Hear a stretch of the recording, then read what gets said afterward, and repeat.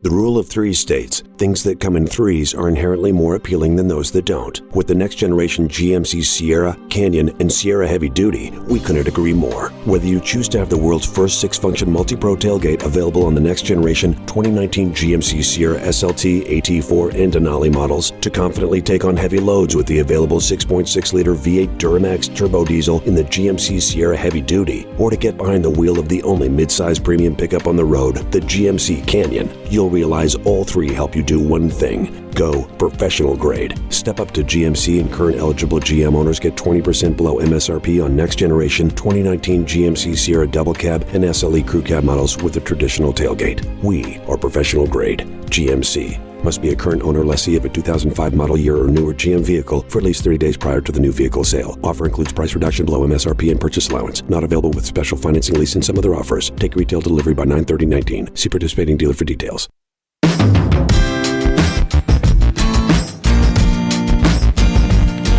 Hi, this is Tony Ruggiero, the Dew Sweeper.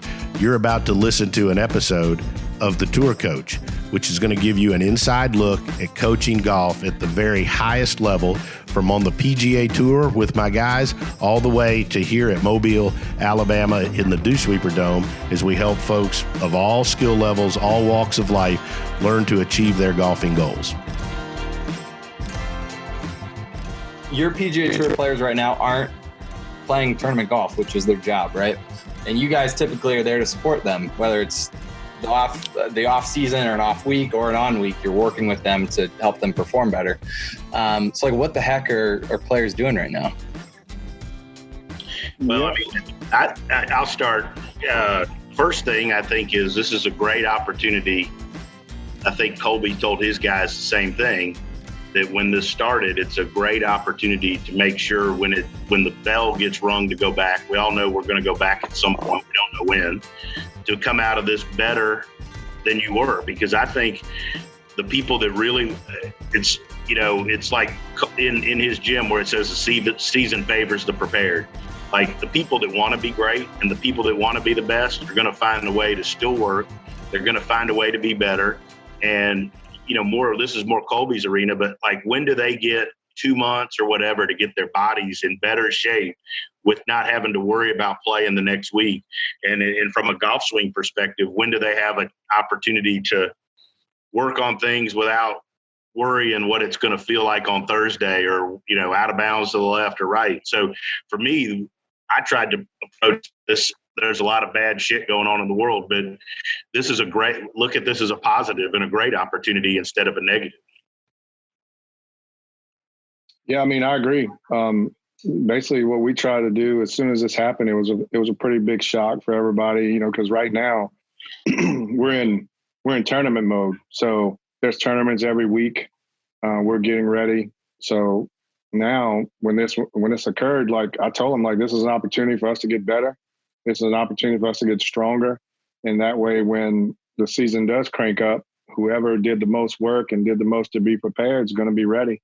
Going to be that close. They'll be a lot closer to winning than anybody else. So for me, yeah, we dove right into it. Like, when we got back from the Players Championship, like, everybody that I train in the gym, like, we basically dove right into the new programming, worked on a lot of the stuff that we work on in the off season, like getting stronger, working on mobility, working on stability, just really keeping their bodies in shape and in a condition to where when they get ready to crank back up, you're going to see where before a lot of guys could play 2 weeks and then take off a week, or take off 2 weeks and then play their scheduling the way they wanted to do it.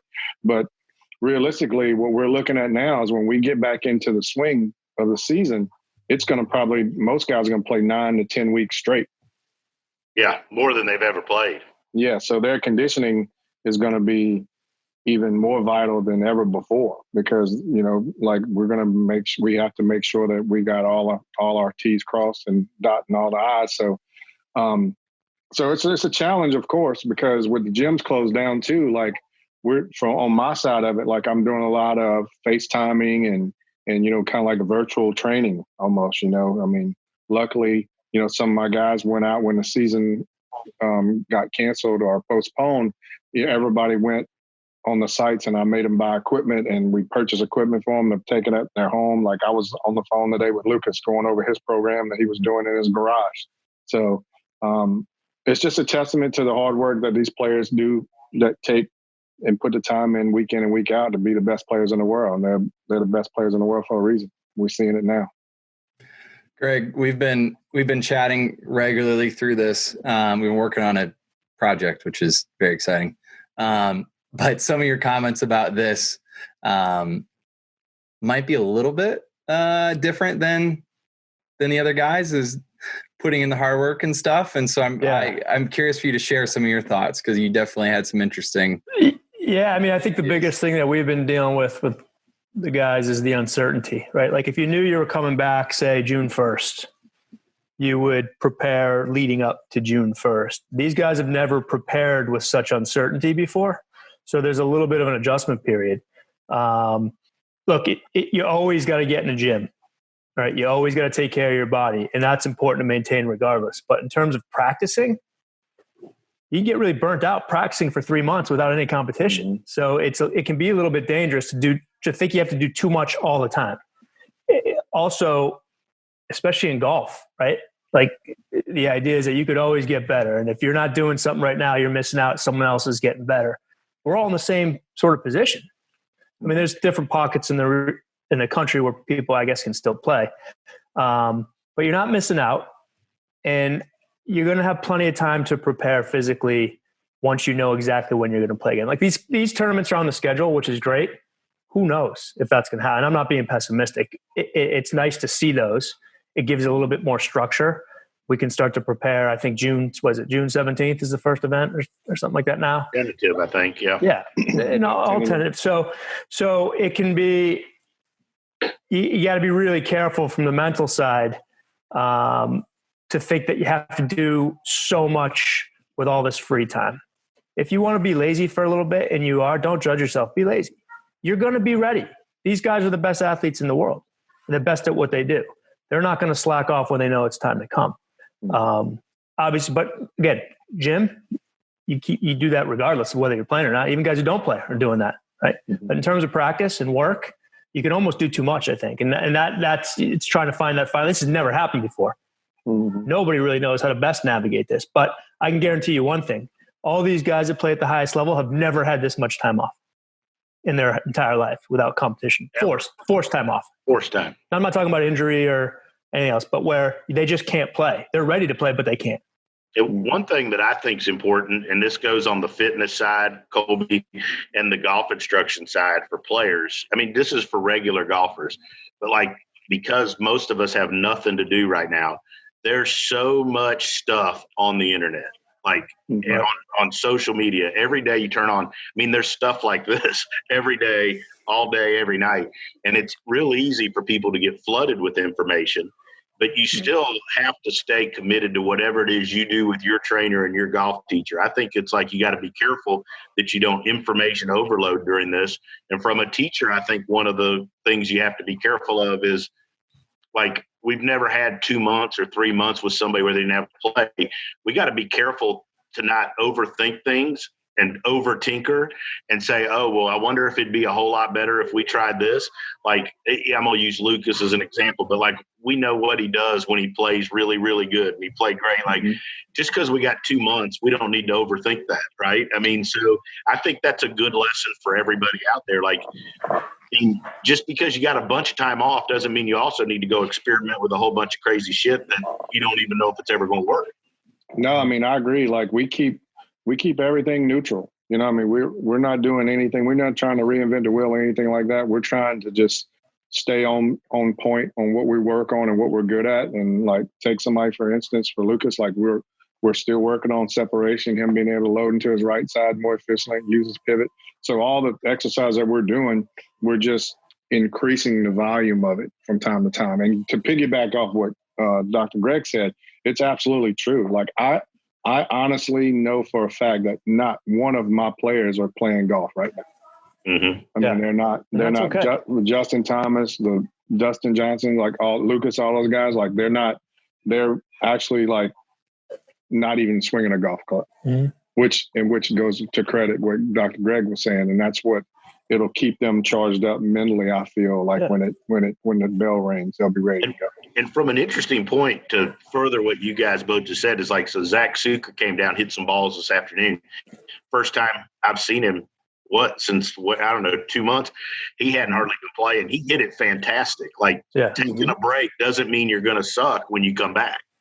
Yeah. No, golfers are afraid to take time off because they think they're being lazy, but it's actually one of the hardest things to do is to take time off, as everyone is experiencing right now. How hard is it?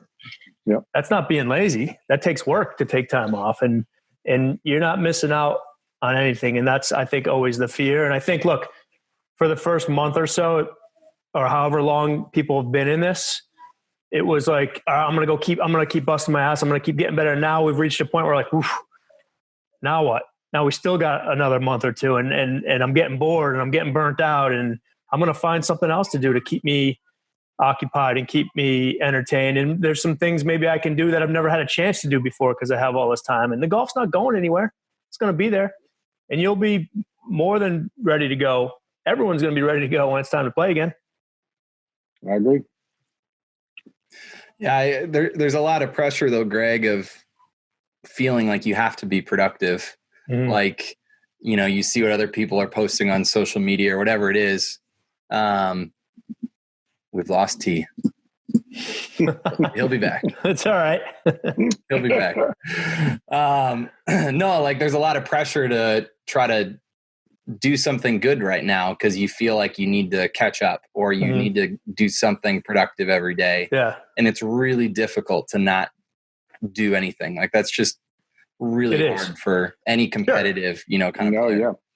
No, I agree. Like even when it first happened, like they were getting to the point where I had to like pull the reins back on a lot of my guys because they felt like they needed to work out twice a day, 7 days a week. And I was like, no, like we're not changing the script. Like we're going to work out 3 to 4 days a week like we always do. And on Wednesday, if today's your off day, then sleep and watch TV or go read a book or do something, that just breaks you away from that feeling of you have to go. Because from my standpoint too, is I got to watch because I can't overtrain you because then we start to increase the risk of injury because you got to put so much time and attention and you're just beating the body up and then there's no recovery.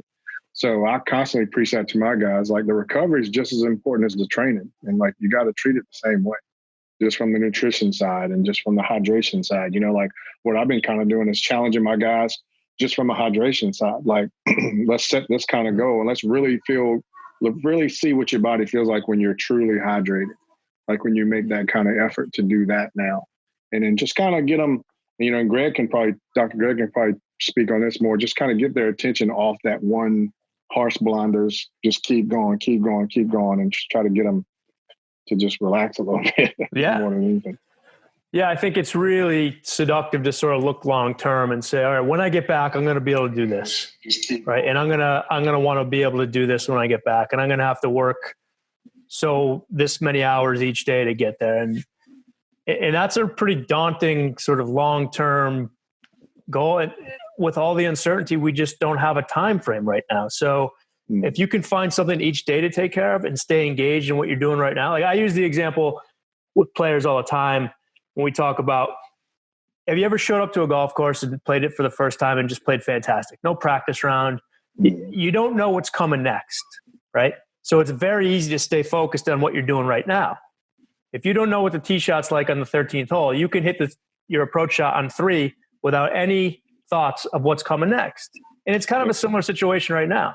If we don't know what's coming next, well, we can put all our focus and attention on what we're doing right now, and that's the best place to be. So we can really use this time to our advantage if we can keep that mindset instead of looking so far in the future when we don't know what's coming. This is the first time in the history of professional sports where we didn't know what was coming. Yeah, I mean, it's wild, man. Like the world, it's changed. It's changing before us. It is, and every day it's a little different. Yep, every day.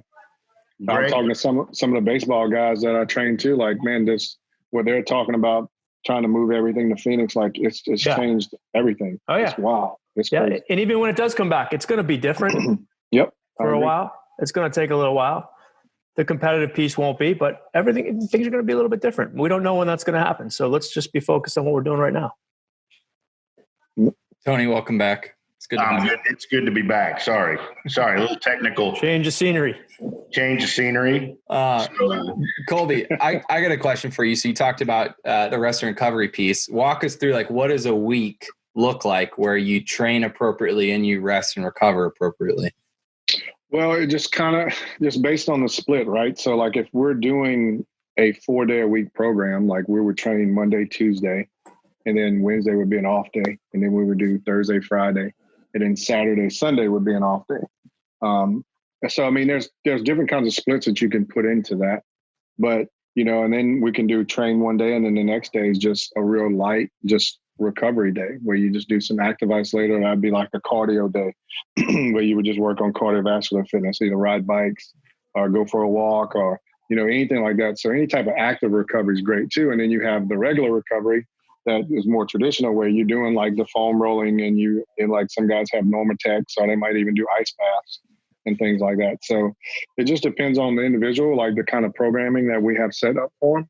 But for me, like I never train an athlete more than 3 days in a row because just time and attention and just how just human kinetics in general, just from a neuromuscular standpoint and a central nervous system standpoint, like we got to give your body time to adapt to what we're trying to create for you. And if you just do it over and over and over and over again, sooner or later, it's like anything, right? That soreness that you feel is micro tears in the muscle fibers. So it's sore because we're damaging tissue. And the only way that tissue is going to respond properly is through nutrition and hydration. And then those micro tears start to build back and fill up with amino acids and things like that you get in from your protein intake. And then now your body's going to get stronger and your body's going to adapt. So I basically always, the analogy I use is if you have a cut on your arm and your body, if you watch it day to day, like you might put a Band-Aid on, but I'm just saying like it'll heal on its own because that's what your body does. Well, right before that cut heals, I reopen it. And then right before it heals again, I reopen it again. Well, sooner or later, it's just not going to close because your body's just going to be like, well, I can't recover now because things are also out of whack. So, and you'll see that with your athletes too, because like if you start to train them and you get to where they get overtrained, and it's got to do with recovery and how they're sleeping and just if they're getting a proper rest, if they're getting enough hydration. And then I can see them in the gym, the things that they did really good on Monday, they might start tapering off and start getting weaker if I would keep pushing them into Friday. So that recovery is huge. And I preach that to my athletes all the time because I get a lot of athletes that come in and that's all they know though. They just think they got to work out 6 days a week or 7 days a week straight because going back to what Dr. Greg was saying, they feel like they're useless or they think they're getting worse if they're not working on something. So it's almost like an evolution of learning how their body works and responds to specific training modules and things like that. So, I mean, Kolby, is this a good time for like people to experiment a little bit with that? Like where you could push somebody? I mean, I'm just curious, like, because it, like if you messed them up for a week, it kind of wouldn't matter. But like, could you push somebody to see like how much they can be pushed or how much recovery they need? Just curious. No, I'm always pushing them. Because I want to push them. I want to push their heart rate. I want to push their lactate threshold as much as I can because I want their heart to be adaptable to high stress external factors that are it's going to bring them into this position where if they get a lot more stressors coming in and the heart rate's going up to where if the heart's been there before, the body can adapt to it, then they might respond to it a lot more efficient than someone who's deconditioned and they get into a high pressure situation or something like that. So, and then with golf too, I mean, they're walking over and over and over again. So what we're doing now is we're always trying to get stronger. Like I'm always trying to get my athletes stronger. So there's really nothing different that we're going to do. We could load them more because they don't have things coming on. Like we're looking at just from a strength component, like we might add more weight than what we normally do just to go through that phase also from a hypertrophy phase. But as far as, pushing them, and you've seen me work guys before, and so has Dr. Greg, like we're always pushing. I mean, we're always trying to get better every day. So there's really every program, every workout session should have a purpose. And that purpose should be the process that you and I and Greg place in this athlete's arena for him to get better. And it's got to be all those components together. Hey, Greg, let me ask you this. The biggest question or one of the big issues I've gotten, not from tour players, but from like junior golfers, especially high school players, and college players, because we've got a few college players we work with together, is how do you do? I mean, they're really frustrated and they're pissed off that, like, some of them, their senior seasons have been canceled. Sure. Or, like the high school kid who feels like they were in the middle of getting recruited and then all of a sudden the season's done. That's kind of a touchy subject to tell kids, because that's not something I've ever dealt. I don't know that any of us have dealt with. Nobody has. How do you handle that? Because there's some kids, some college players. Heck, and we all know them. There's tour players who were on their way, working their way back, and all of a sudden the schedule's wiped out in front of them. They don't know if Q school is going to happen, all that stuff. How do you help folks like that? Well, the first piece is to validate how they're feeling, right? Like, we don't want to get in their way and say, "Oh, come on, man, let's move past. This is all right. It's no big deal. You'll get it. Everything will be okay." Damn right, this sucks, and this is awful, and this is sad, and there's so many layers to this. There's a grieving process that people don't realize. Like, we're grieving the way our lives used to be, right? We've all lost the way our lives used to be, and that's a big piece of it. Then there's the health fear. There's people that are afraid of their health, and then there's the economic fear, and then there's college kids that have lost their seasons, and athletes that can't make money and play. There's so many layers to this that it's so important to validate first how they're feeling, and second, for them almost to normalize it. Like, look, we're all in this, not to sound cliche, together. Nobody knows how to navigate this the best way, right? So what is it that we can do? Put that question back on them. What is it that you can do today? Can you finish your college golf season? No. Can you get recruited by a college coach? No. Can you play in tournaments? No. What can you do? Well, you can get in the gym. You can work on your swing. You can make a plan, because when you do come back, you got to be ready. So, but the number one important piece is to really validate how all these kids and athletes are feeling, because this is uncharted territory for all of us. We've never been in a situation like this. And seasons have never been canceled like that, right? And opportunities to get recruited have never been canceled like that. So we're all learning this together, how to best navigate. But the most important thing you can do is validate those feelings and not try and turn them off to say something. Yeah, it's going to get better. You can say that after, because it will. But to first validate. That's good. Kolby, like, for folks at home, golfers of any level, like, are there some things that you could tell folks that maybe don't, they can't go to the gym or they don't have a trainer? Like, what are some basic things golfers can do at home to just start where they're going to be better physically? I just keep telling, like, even the club members that I'll see at Frederica or I'll see here in Mobile, like, you can use this time to get better physically. At the end of this, there's got to be things that any golfer at any level could do that's going to make them a better player when this is over. Yeah, there's tons of things we can do to get better. You don't have to have a full-scale gym or anything. My first thing I would tell people to do is really work on just moving better. So, there's specific things that you can do. You can do, like, cat-cows that will get the spine to move better. You can do T-spine rotations. We can do open books. All the movement prep that we do for our athletes day in and day out. Like, you shouldn't stop doing that. And then you can do, from a strength training standpoint too, you can do squats, you can do body weight exercise, you can do push-ups. Push-ups is probably one of the best exercises ever invented. And that's all a strength component that these guys can do day in and day out. There's plenty of things that you can do, even just being outside. You can run, you can jog, you can run sprints. You can do, tons of body movement specific exercises that'll make them better each and every day. And then work on your flexibility, like carve out 20 minutes a day where you actually do, like, some foam rolling and some myofascial release, and then do, like, some active isolated stretching and things like that, where you go through that broad spectrum of those specific moves. And then you can add those things.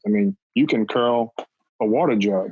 Anything you want to do. There's tons of things you can use from an equipment standpoint. And so, just like a basic plank, if you start this whole thing a week, if you started today and you started doing planks or push-ups, you might be able to do 5 or maybe 10 or 11 push-ups. And I promise you, if you do that every other day, and within 2 to 3 weeks, you'll be doing 40 push-ups and being able to do a plank for a minute or even 2 minutes. Even Tony? So it's all about progress. Even Tony, if Tony would actually do it. Let me tell you something. I've been on that diet. I've lost 14 pounds, and I'm not going to brag, but I'm going to brag. But I've lost 14 pounds. I've been on the treadmill a couple times. Kolby, I'm ready. I'm going to get to the gym. I like it. Making changes. I mean, that's the big thing. I mean, I think we should all use this time to get better. Get better at anything, like Doc said. Like, set some goals for yourself that you really want to accomplish, or something that you've never done before. Like you just said, if you've never, make these challenges for yourself. Like you were saying, you've been on the treadmill a couple of times. Well, make a deal where you say, okay, I'm going to walk X amount of miles a week. And then you just put that in place. So you got till Sunday to get to your goal and then make it happen. Absolutely. And I think the main thing, one of the big things I've learned being around these great players, and anybody can benefit from it, is like people that if they really want to get better, they'll find a way to get better. But people that want to find an excuse all the time are always going to find an excuse. And the other part of this is if you're trying to play high school, or you're trying to play college, or you're trying to play professional, if you're not getting better, the people that are getting better when this starts are going to be past you, and they're going to have gained. They're either going to gain ground on you, or they're going to be further past you, because there are people that are using this opportunity to get better, whether it's in their golf swing or, there's stuff you can do, just like you can get in the mirror and make sure that your setup's perfect every day on your golf swing. You don't need to hit a ball.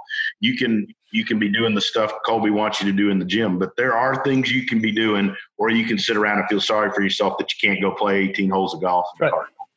I think also from a mental health perspective, let's not lose sight of the fact that hitting golf balls and going to the gym help us feel better. Mm-hmm. Forget about getting better. Let's just go make ourselves feel better. If you want to go hit balls all day, have at it. If that makes you feel good. If you want to get in the gym every day, well, to a certain extent, obviously you don't want to injure yourself, but man, I go for a run and I feel 100 times better than I did when I woke up, because it gets depressing sitting around the house. So we've been at this for a month now, day 28 being in the house. And you want to see some of the comments on Instagram. Somebody just asked me if there's a gym at Bojangles.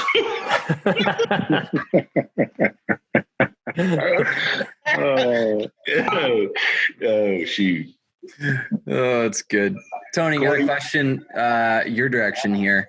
Someone just asking about, everyone's practicing in the garage or wherever they put a net up at their house, right?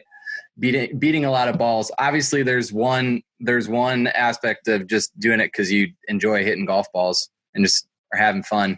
The other aspect is trying to get better, right? A lot of people posting videos, using a bunch of training aids, trying all these different things. You can do some harm there as long as some good. What are you recommending to players right now that are at home? They put a net up in the backyard. They're hitting a bunch of balls. What are you recommending? I would just sit down with your coach, whoever it is, and I would first of all, if you're with a really good coach, you should know the couple things that you need to do to play really good. And from a setup perspective, I think it's to me, the one thing that always separates the great players from the people that aren't as great is their dedication and their commitment to the details and the finer things and to preparation. And so, there's no excuse to come out of this and not know how the hell to set up to a golf ball, right? Everybody can be able to get in a mirror. Everybody can put something down on the ground and learn to step into the ball and put the ball in the right spot for them and get their body postured correctly. I would understand this is a great 2 months, 3 months, whatever it turns out to be, to gain a better understanding of what you need to do to play your best golf. And everybody's different. I'm different than Greg. Greg's different than Kolby. Everybody's what it is they need to do is different. And so this is a really good opportunity to gain a better understanding of it and to get better at doing those few things that you need to understand how to do. Are you taking anybody through swing changes right now? Are you taking this time to do that with anybody? You just kind of stay in the course and not? No, I've got, I think all of us are trying to do the same thing. I think and I don't think you really change most of these people's golf swings.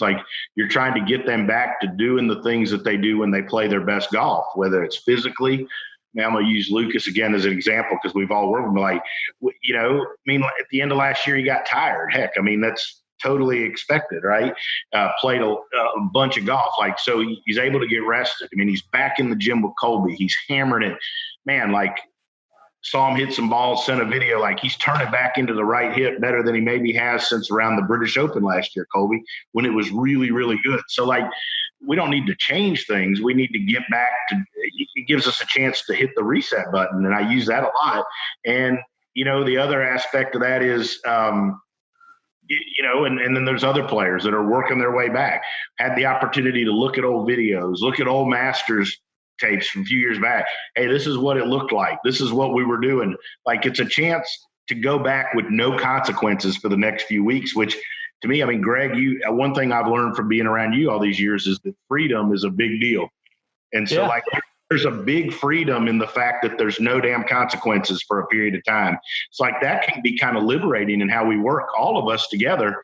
And then the other thing that I stress is that it's a big deal to me is I think you want all the parts of your team communicating. So like, when a player comes to me that works with Kolby and I have talked a bunch before they've come to me, and I know what they're doing in the gym.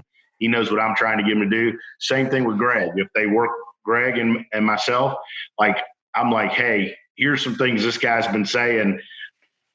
How should I help coach him and get the most out of him? So I think you want your people talking to each other. And I think you want to have everybody working on the same page to help you do whatever it is you need to do to play better golf. Agreed.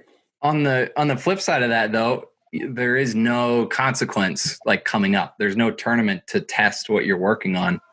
So how do you know if you like, you talk about freedom or going back to something, like, how do you know it's going to hold up, or how do you test yourself on what you're working on there?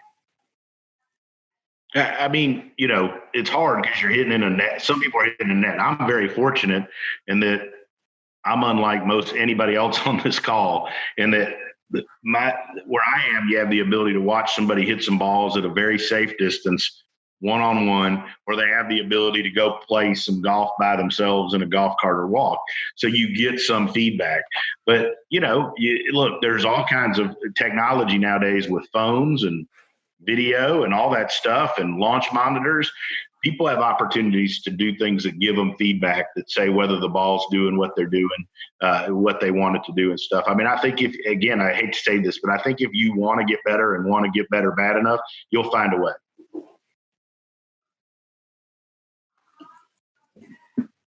Agreed. We got a question, Jeremy. Now that I'm a 40-something, is there a Kolby design video program for purchase that is downloadable so I can watch it? We love making. Yeah. Yeah. We're actually working on that right now, actually. So in this downtime, like I was telling you guys before we started the chat, we've been filming a lot of content for that specifically. So we're looking to hopefully be launching that pretty soon in the next few weeks, hopefully in the next 2 weeks. But we'll have some things available to the public that can go on our website and be able to have those things ready available to them. That's awesome. Yep. Sweet. Kolby, let me ask you this. How much do you think, because you've talked about putting a bunch of content together and you're having to figure and be creative to work with people online or remote. I wonder if it's going to change the way we work a little bit, where there's going to be more access for people to you virtually than there would have been normally. And I wonder if people will maybe use this as a positive afterwards and say like, hey, I can really do stuff in the home without, with somebody that's great that I don't have to be able to drive to. Yeah, I mean, what we're trying to create now is kind of like it's called a digital, where we're creating a digital platform. So it's basically, I've been working on this probably for the last 10 months, and I've uploaded 715 exercises.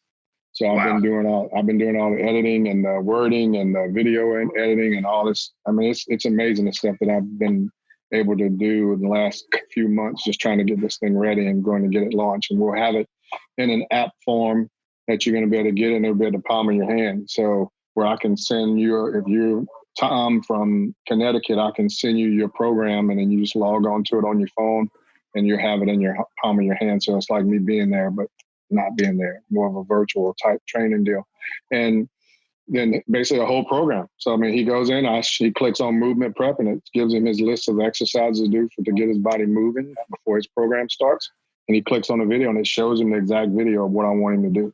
So it's almost like foolproof, but it's a blueprint that we're going to be able to establish to be more, from a virtual standpoint, just be more global as well. So because I work with a lot of athletes from from across the world. I mean, I've got kids from Paris, from France, and Spain that I work with, athletes, golfers, and things like that. So, and then doing from the consulting side too, like from a collegiate program standpoint. So now, like the college golfers that I work with in the programs there, I can design that there, where now the strength coach has it on a laptop and he's got the whole program for the team to do on Monday, Wednesdays, and Fridays.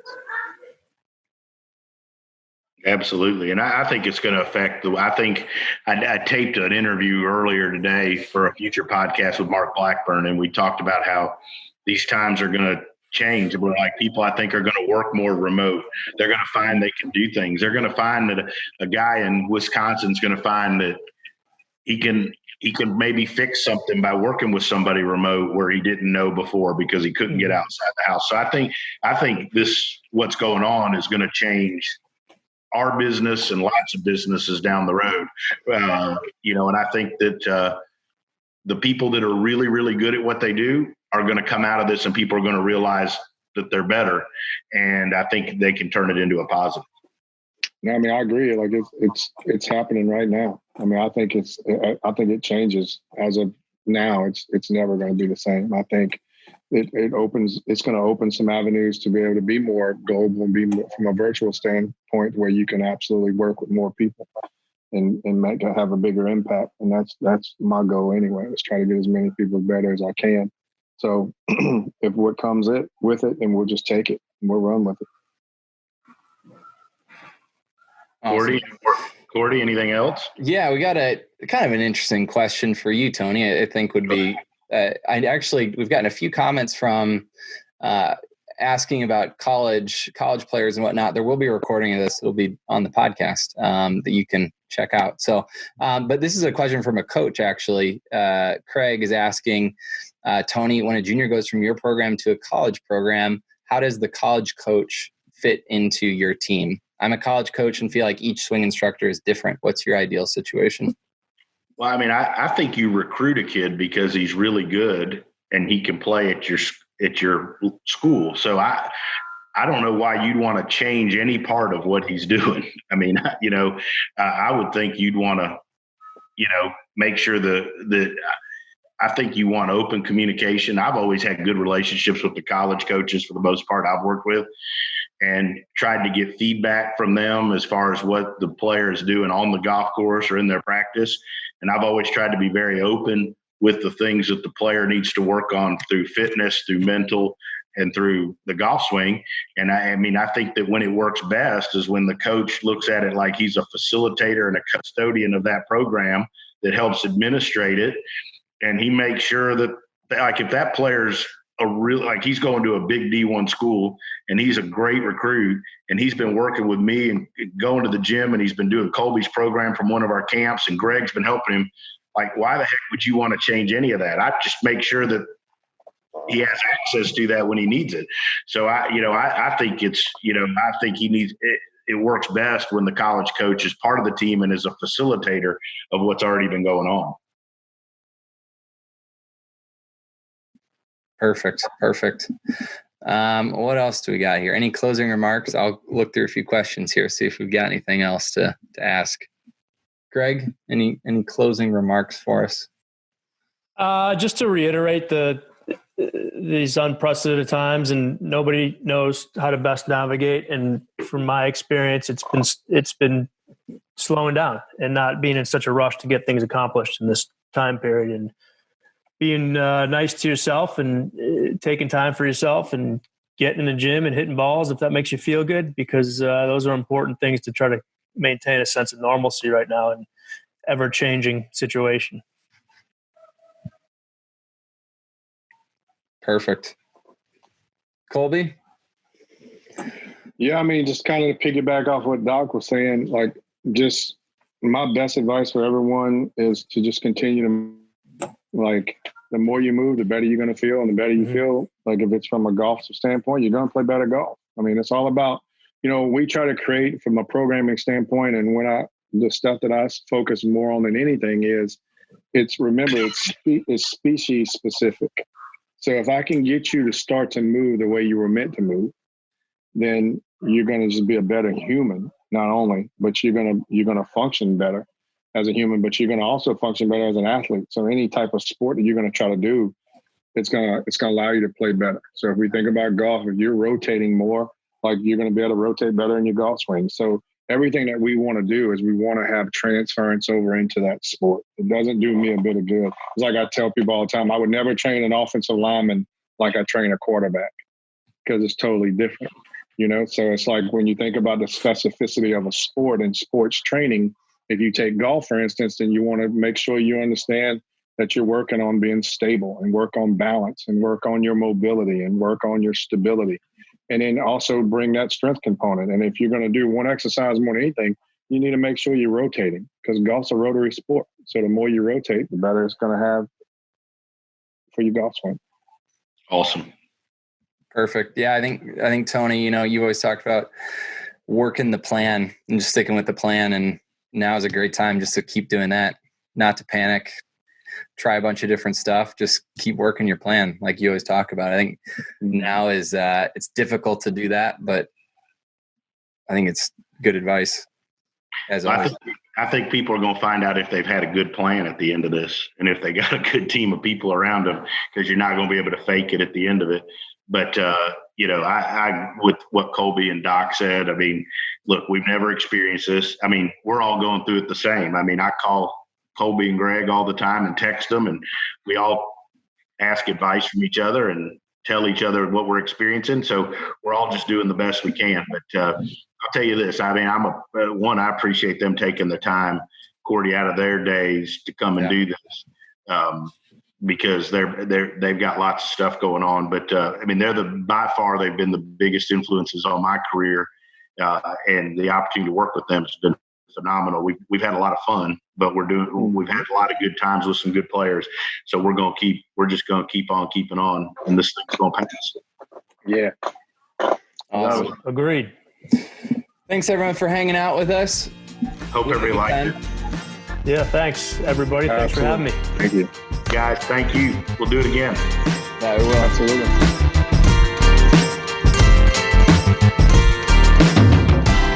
Thank you so much for listening to this episode of The Tour Coach with Tony Ruggiero. If you enjoyed this, make sure to hit subscribe, Apple Podcasts, Spotify, wherever you are listening to this podcast, so you can stay up to date, because we have weekly episodes coming your way with fascinating people in the world of golf instruction at the highest level. Make sure to subscribe and stay tuned. If you want to learn more about Tony, head over to dewsweepersgolf.com to get all the details on what he's up to. Maybe you want to see him, grab a lesson, or go to one of his camps, pick up his book, Lessons from the Legends. You can do that there. If you want to see Tony in action with some videos and other content, head over to golfsciencelab.com/Tony to get more info there. This episode was powered by the Golf Science Lab and was edited, mixed, and produced by Just Hit Publish Productions.